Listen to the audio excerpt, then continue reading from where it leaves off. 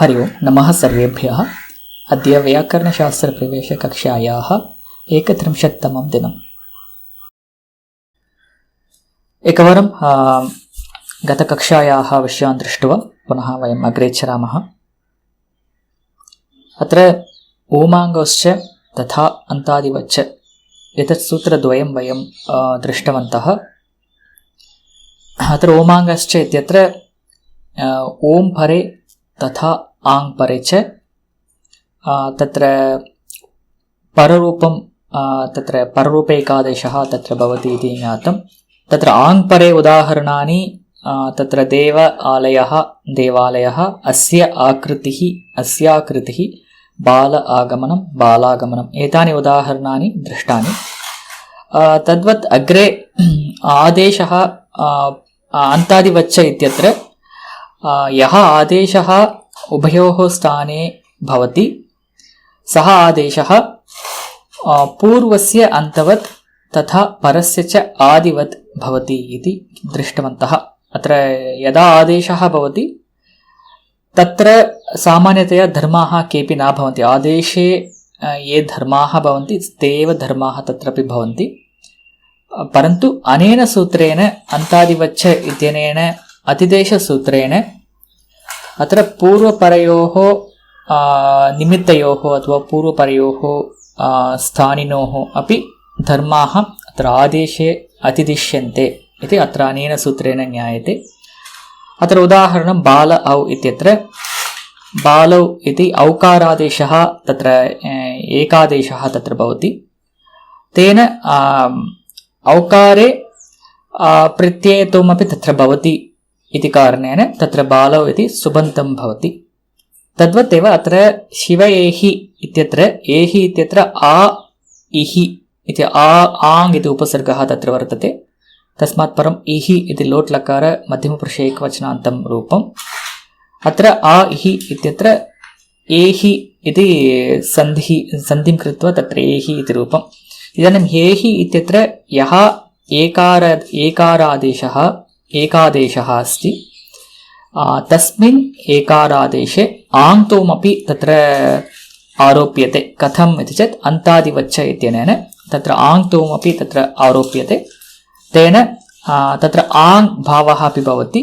तेन शिव एहि इत्यत्र ओमाङ्गोश्च इत्यनेन तत्र पररूपसन्धिः भवितुम् अर्हति। तेन तत्र शिवेहि इति रूपं तत्र सिद्ध्यति। तद्वत् एव अन्यानि अपि उदाहरणानि अस्माभिः दृष्टानि। यथा शिवेहि इत्येकम् उदाहरणं। पुनः अद्य आ ओढा इत्यत्र ओढा इति, पुनः अद्योढा कदोढा तडोढा एवम् उदाहरणानि दृष्टानि। पुनः तत्र आ अर्ष्यात् इत्यत्र अर्ष्यात् इति रूपं। पुनः अद्य अर्ष्यात् इत्यत्रापि अद्यर्ष्यात् इति ओमाङ्गश्च इत्यनेन तत्र कार्यं प्रवर्तते। सो एतानि उदाहरणानि गतकक्षायां वयं दृष्टवन्तः। इदानीं तत्र अग्रिमं सूत्रं प्रति गच्छामः। अत्र अग्रे अकसवर्णे दीर्घः इति एकं सूत्रं वर्तते। तत्र एकमेव पृथक् सूत्रं तत्र पठनीयमस्ति। तत्र उपसूत्राणि कान्यपि न सन्ति। अकसवर्णदीर्घः तथा एङः पदान्तादति एतत् सूत्रमपि पृथक् एव भवति। अतः तत्र उपसूत्राणि न भवन्ति। साक्षात् वयं सूत्रं पठित्वा अवगच्छामः। इदानीम् अकसवर्णे दीर्घः।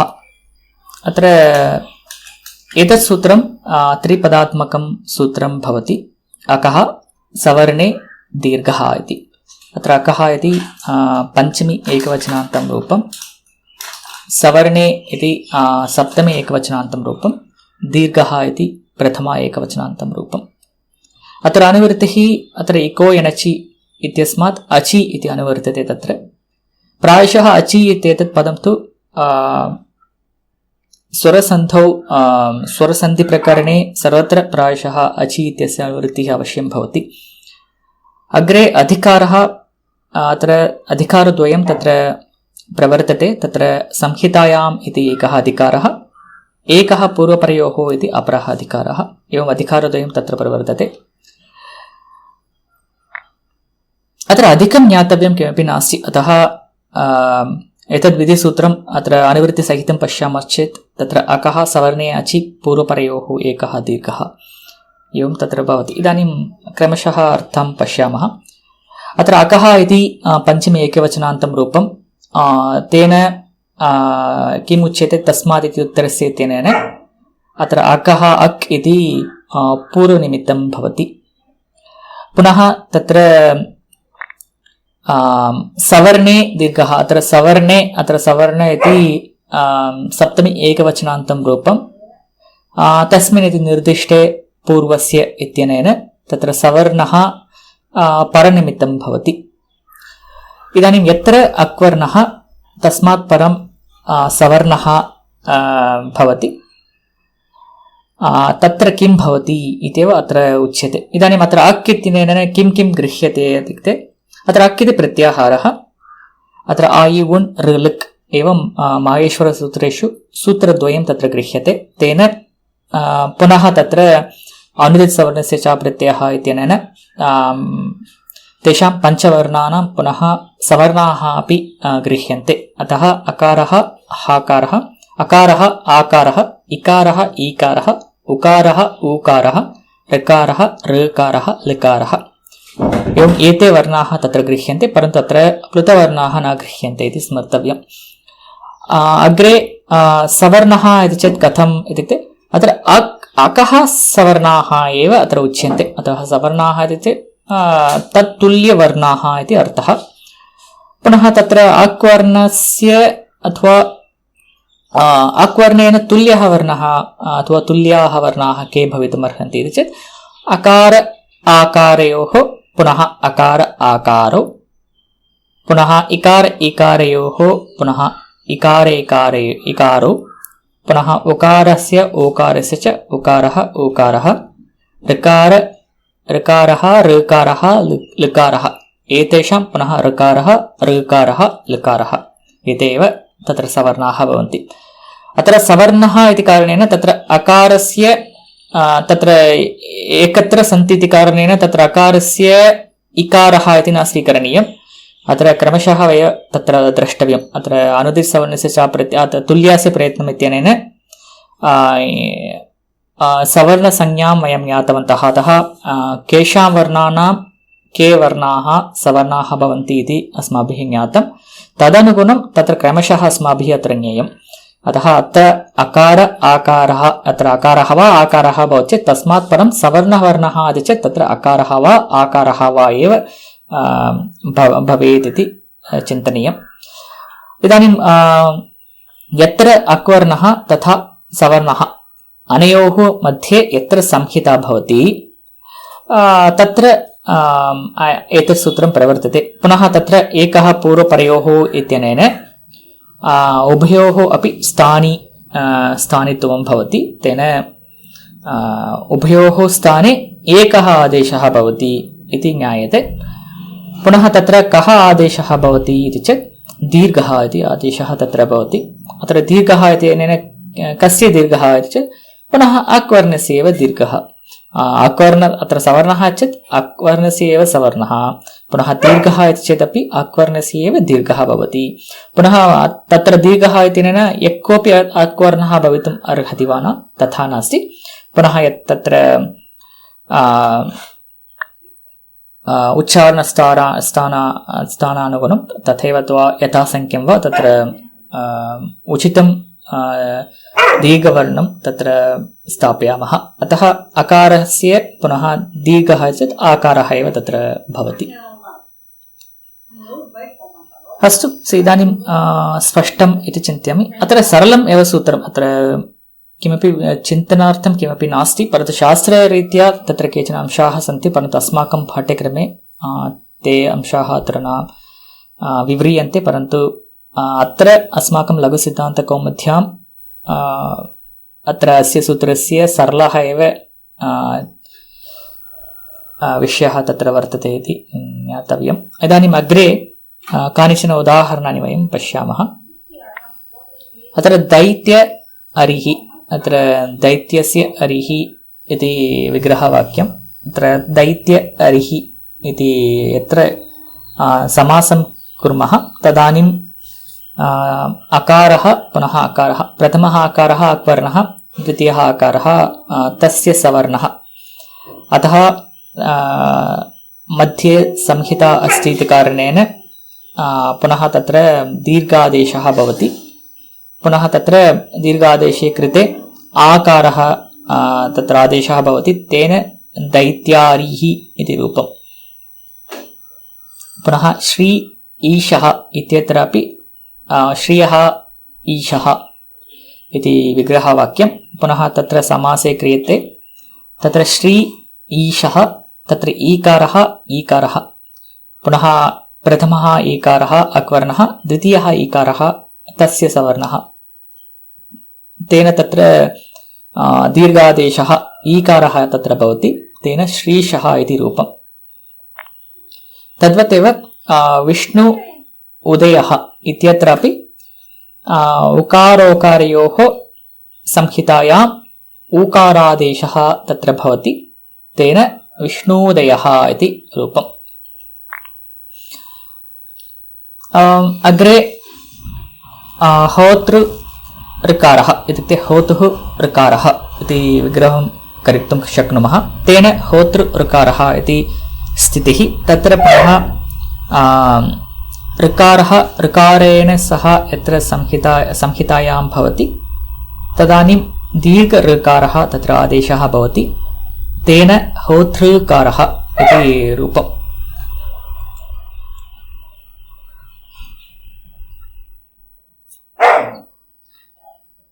अस्तु इदानीम् अग्रे दीर्घवर्णः आदेशः भवति इति ज्ञातम् अत्र अक् इति प्रत्याहारे अकारः इकारः उकारः ऋकारः लकारः अत्र अकार इकार उकार ऋकाराणां दीर्घवर्णाः भवन्ति आकारः ईकारः ऊकारः ऋकारः इत्येवं परन्तु लकारस्य दीर्घवर्णः नास्ति अत्र भाषायां नास्ति इति कारणेन तस्य दीर्घाभावः इति अस्माभिः पूर्वमेव दृष्टम् अतः लकारस्य सवर्णाः कति सन्ति इति चेत् तत्र 18 सवर्णाः न भवन्ति तत्र 12 सवर्णवर्णाः एव तत्र भवन्ति इति वयं दृष्टवन्तः अतः तत्र दीर्घः भावः तर्हि तत्र यत्र लकारः भवति तर्हि तत्र कथं कार्यं भवति इति प्रथमं चिन्तनीयं तद्वदेव अत्र सवर्णः इति यत्र उच्यते तत्र पुनः अस्माभिः किञ्चित् चिन्तनीयं किमर्थमिति चेत् ऋकार लकारयोः अपि सवर्णता अस्माभिः गृहीता कथम् अत्र ऋकारस्य कति सवर्णाः सन्ति इति चेत् 18 इति न 18 प्लस् 12 आहत्य 30 सवर्णाः ऋकारस्य सन्ति तद्वदेव लकारस्यापि 30 सवर्णाः सन्ति एतत् अस्माभिः पूर्वमेव दृष्टं यदि भवन्तः स्मर्तुं न शक्नुवन्ति कृपया पूर्वतन कक्षाम् एकवारं पश्यन्तु अतः अत्र किम् अकारस्य सवर्णाः कति सन्ति 18 इकारस्य अपि 18 उकारस्य अपि 18 परन्तु ऋकारस्य 30 सवर्णाः भवन्ति यतः ऋकारे लकाराणामपि तत्र सवर्णता अस्ति इत्युक्ते ऋकारे लुवर्णस्यापि ग्रहणं भवति इति कारणेन तत्र ऋकारस्य 18 लकारस्य 12 आहत्य 30 वर्णाः ऋकारस्य सवर्णाः भवन्ति पुनः लकारस्यापि 30 वर्णाः तत्र सवर्णाः भवन्ति इदानीं तत्र होतृ ऋकारः इत्यत्र ऋकारः ऋकारे परे अस्ति इदानीं तत्र संहिता अस्ति ऋकार तथा ऋकार अनयोः मध्ये संहिता वर्तते इदानीं तत्र दीर्घादेशः करणीयः इदानीं ऋकारस्य सवर्णाः इति चेत् तत्र 30 सवर्णाः सन्ति तत्र द्वौ दीर्घौ वर्णौ स्तः क्षम्यतां तत्र एकः एव दीर्घः वर्णः अस्ति ऋकारः अतः तत्र क्लेशः नास्ति अतः होतृकारः इति भवति यद्यपि 30 वर्णाः सन्ति तत्र दीर्घ ऋकारः एव तत्र स्थानं प्राप्नोति तेन होतृकारः इति भवति। इदानीं लकारस्य का स्थितिः इति चेत् उदाहरणं होतृ लकारः अत्र यद्यपि लकारः वा लकार इत्युक्ते इत्यत्र लकार प्लस् लकार इति स्वीकुर्मः चेत् अत्र होतृलकारं वयं त्यजामः। इदानीम् अत्र लकार प्लस् लकार एतादृशं यत्र भवति तर्हि तत्र दीर्घादेशः कः भवति इति चेत् लकारस्य दीर्घः स्वरः नास्ति इति कारणेन पुनः लकारस्य ऋकाराणामपि सवर्णाः भवन्ति इति कारणेन तत्र ऋकारः एव तत्र आदेशः भवति। अतः ऋकारः वा भवतु लकारः वा भवतु यत्र यत्र अकसवर्णे दीर्घः इत्यनेन प्राप्तिः भवति तत्र सर्वत्र दीर्घऋकारः एव तत्र आदेशः भवति। अतः होतृ लकारः इत्यत्र पश्यामः चेत् ऋकारः प्लस् लकारः अनयोः योजनेन दीर्घः वर्णः भवति। तत्र 30 वर्णेषु दीर्घः वर्णः ऋकारः एव, अतः होतृकारः इत्येव भवति। अतः यत्र यत्र होतृकारः इति पश्यामः चेत् तत्र द्विधा विग्रहं कर्तुं शक्नुमः। एकत्र होतृ ऋकारः, अपरत्र होतृ लकारः, एवं द्विधा विग्रहः शक्यते। इतोपि विस्तरेण वक्तुम् इच्छामः चेत् यत्र यत्र ऋकारः दृश्यते तत्र सर्वत्र अपि ऋकार प्लस् ऋकार, ऋकार प्लस् ऋकार, तद्वतेव ऋकारः प्लस् ऋकारः, तद्वतेव ऋकारः प्लस् ऋकारः. So all 4 combinations of ऋकार plus you will also join with लकार also. So you can find how many combinations you will get. So ऋकारः plus लकारः, ऋकारः प्लस् लकारः, तद्वतेव लकारः प्लस् ऋकारः, लकारः प्लस् ऋकारः, पुनः लकारः प्लस् लकारः. So total 4 plus 1, I think 9 combinations we'll get, but you can sort out working out offline. So wherever you see dirgha rukara, so you can get one of those 9 combinations as vigraha. So that's what we need to understand at this point. Astu idanim so this is what we have in our Laghu Siddhanta Kaumudi. Atra Daityarihi Srishaha Vishnudayah Hotrukarah. So these are all the examples given in our Laghu Siddhanta Kaumudi. But you will see you might have already studied many other examples in your previous levels where you studied the Savarna Dirgha Sandhi. So all those examples are applicable here, except that Ang, except that Devalaya or Vidyalaya, except them. So everywhere else we can apply this Savarna Dirgha Sandhi. अस्तु, अत्र प्रश्नः अस्ति चैत् मध्ये, किमर्थं तत्र अच् इति तत्र अनुवर्तते सूत्रे, अचि इत्यस्य अनुवृत्तिः किमर्थः इति प्रश्नः। अत्र अचि इत्येतत्तु सवर्णे इत्यस्य विशेषणं भवति, इत्युक्ते सवर्णे इत्यस्य विशेषणम्, इत्युक्ते अचि इत्यस्य विशेषणं सवर्णे अथवा सवर्णे इत्यस्य विशेषणम् अचि वा भवति। तेन किम् उच्यते, यत्र यत्र अक्वर्णः तस्मात् परम् अक् सवर्णवर्णः यत्र भवति तत्र अस्य सूत्रस्य प्रसक्तिः भवति इति उच्यते। परन्तु अस्मिन् स्तरे अयं विषयः नास्ति, परन्तु उच्यते अत्र मया। अत्र सवर्णः इति चेत् न केवलम् अक्वर्णानाम् अकः एव सवर्णाः भवन्ति इति न, परन्तु तत्र केचन हल् वर्णाः अपि तत्र सवर्णाः भवितुम् अर्हन्ति। अत्र शकारहम् इति स्वीकुर्मः चेत् शकारः इकारस्य सवर्णः भवितुम् अर्हति। अतः तत्र अयं सन्धिः मा भवतु इति कारणेन तत्र अचि इति अनुवर्तते। अतः यत्र हल् वर्णं विहाय अन्ये अच्वर्णाः यत्र भवन्ति तत्र एव अच्वर्णाः सवर्णवर्णाः यत्र भवन्ति तत्रैव दीर्घादेशः करणीयः। एवम् उच्यते, यत्र इकारः प्लस् शकारः भवति चेत् तत्र दीर्घादेशः न करणीयः। इदानीं किं भवतः प्रश्नः स्यात्, कथं तत्र शकारः इकारस्य सवर्णः भवति इति, परन्तु सा चर्चा तु अस्माकम् अत्र लघुसिद्धान्तकौमुदी स्तरे सा चर्चा अत्र न विद्यते। अतः अस्मिन् स्तरे इको निचि इत्यत्र अचि इत्यस्य अनुवृत्तिः अनावश्यकी इत्येव स्वीकरणीयं, परन्तु यत्र वयं शास्त्रं पठामः तत्र अधिकं ज्ञातुं शक्नुमः। अतः एव उक्तवान् पूर्वं तत्र अकसवर्णीदीर्घः इत्यत्र यद्यपि तत्र सरलं सूत्रं वर्तते लघुसिद्धान्तकौमुद्यां, परन्तु तत्र शास्त्रे अनेकविषयाः तत्र सन्ति। इदानीं ते विषयाः अत्र न अपेक्षिताः। अस्तु, इदानीम् अग्रे चरामः।